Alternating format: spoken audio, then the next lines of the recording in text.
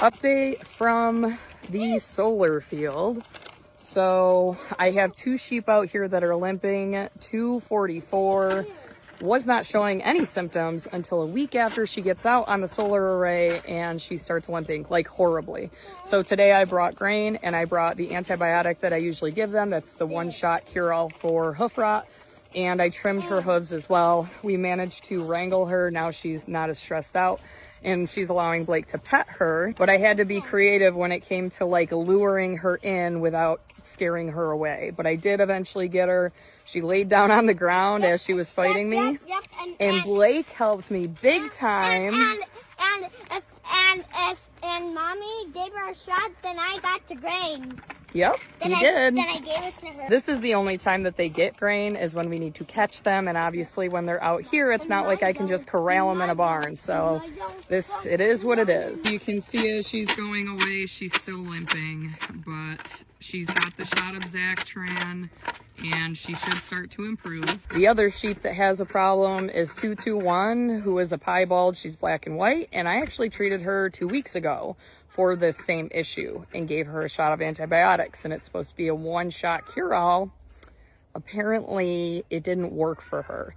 So this is something going forward that I'm going to be keeping records of, because if this becomes a continual issue with certain sheep, I'm going to make culling decisions based upon that. And it's that big one way back there. She's gorgeous. She's a wonderful mama, but if she continues to have hoof issues, she doesn't have a place here.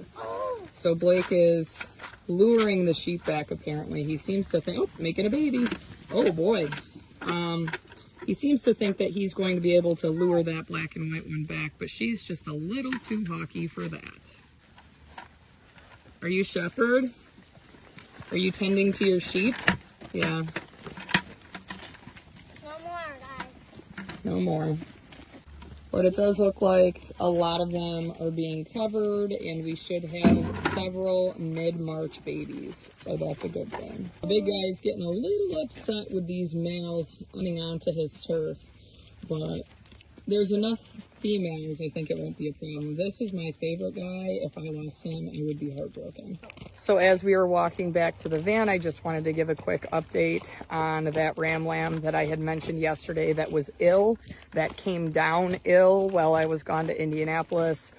I treated him for pneumonia yesterday. Unfortunately, he had passed away by the time I got home from school today. So it's just one example of how challenging it is to up and leave, because had I been here and had I noticed it, I could have treated it and there would have been a better chance that he would have survived. And of course, he was one of my best ram lambs that I had. Several hundreds of dollars worth down the drain. It's just heartbreaking and something that people don't usually think about when you have an ag teacher that has to travel for work. And not that my husband's not capable, he just either doesn't pick up on it as much as I do.